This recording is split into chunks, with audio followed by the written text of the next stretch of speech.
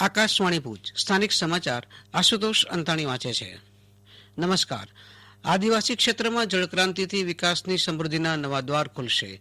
ઉમરપાડા ખાતે 711 કરોડ રૂપિયાના ખર્ચે તૈયાર થનારી તાપી કરજણ લિંક પાઇપલાઇન સિંચાઈ યોજનાનું ખાતમુહૂર્ત કરતા મુખ્યમંત્રી વિજય રૂપાણીએ આ મુજબ જણાવ્યું.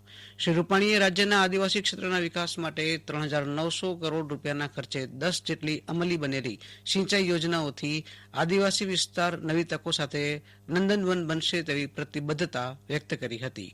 આ સિંચાઈ યોજના દ્વારા ઉમરપાડા ડેડિયાપાડા તાલુકાના 73 ગામોની 53,700 એકર જમીનને સિંચાઈની સગવડ મળશે. મુખ્યમંત્રીશ્રીએ આ સાથે 50 કરોડના ખર્ચે નિર્માણ થનાર સૈનિક સ્કૂલનું પણ ભૂમિપૂજન કર્યું હતું. બંધારણના ઘડવૈયા ડોક્ટર બાબા સાહેબ આંબેડકરની 64મી પુણ્યતિથિ નિમિત્તે આજે દેશભરમાં અનેક કાર્યક્રમોના આયોજન દ્વારા તેમને ભાવભીની અંજલિ આપવામાં આવી રહી છે.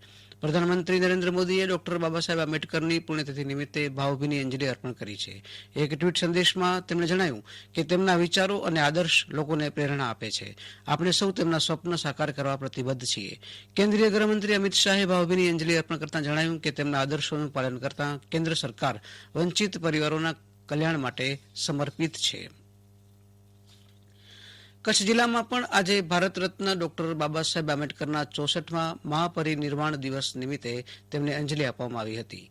જિલ્લા મથક ભુજ ખાતે ડોક્ટર બાબા સાહેબની પ્રતિમાને સામાજિક રાજકીય અગ્રણી નાગરિકો દ્વારા અંજલિ આપવામાં આવી હતી. નોવેલ કોરોના વાયરસ કોવિડ-19ના નિયંત્રણ અને અટકાવ માટે જિલ્લા કક્ષાએ રચાયેલી વિવિધ ટીમોની સમીક્ષા બેઠક કોવિડ-19 જિલ્લા પ્રભારી રાજકુમાર બેનીવાલની અધ્યક્ષતા હેઠળ કલેક્ટર કચેરી ભુજ ખાતે યોજાઈ હતી. વર્લ્ડ હેલ્થ ઓર્ગેનાઇઝેશન દ્વારા વૈશ્વિક મહામારી જાહેર થયેલા નોવેલ કોરોના વાયરસ કોવિડ-19ની અટકાવ અને નિયંત્રણની વિવિધ ટીમોની કામગીરી અંગે સંતોષ વ્યક્ત કરતા શ્રી બેનીવાલે તમામ ટીમો પાસેથી કચ્છમાં કોવિડ-19ની પરિસ્થિતિની વિગતે સમીક્ષા કરી હતી. ટીમોના સંબંધિત અધિકારી કર્મચારીઓ પાસેથી મળેલી બાબતોની કલેક્ટર પ્રવીણા ડીકેના માર્ગદર્શન હેઠળ થયેલી કામગીરી બાબતે તેમણે સૌને અભિનંદન પાઠવ્યા હતા. આ બેઠકમાં જિલ્લા વિકાસ અધિકારી ભવ્ય વર્મા, નિવાસી અધિક કલેક્ટર કુલદીપસિંહ ઝાલા સહિતના અધિકારી કર્મચારીઓ ઉપસ્થિત રહ્યા હતા.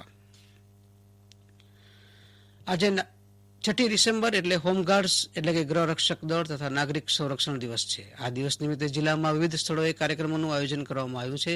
આ અંગે નાગરિક સંરક્ષણ ક્ષેત્રમાં મહત્વપૂર્ણ કામગીરી કરનારા અને રાષ્ટ્રપતિ ચંદ્રક વિજેતા શ્રી વિભાકરભાઈ અંતાણીએ આકાશવાણી સાથે વાત કરતા આ મુજબ જણાવ્યું હતું. આજે હોમગાર્ડ અને નાગરિક સંરક્ષણ દિવસ છે.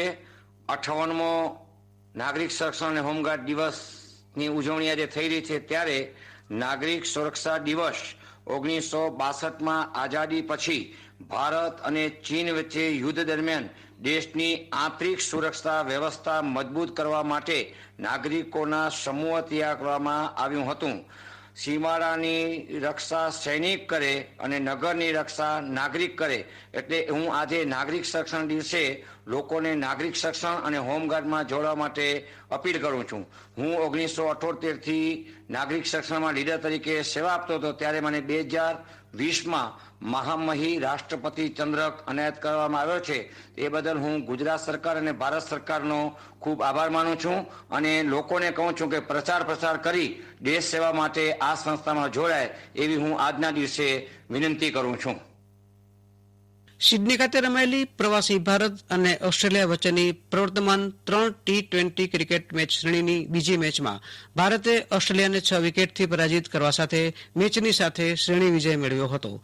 ઓસ્ટ્રેલિયાએ આપેલા 194 રનના લક્ષ્યાંકને ભારતે 4 વિકેટ ગુમાવી પાર કરી લીધો હતો.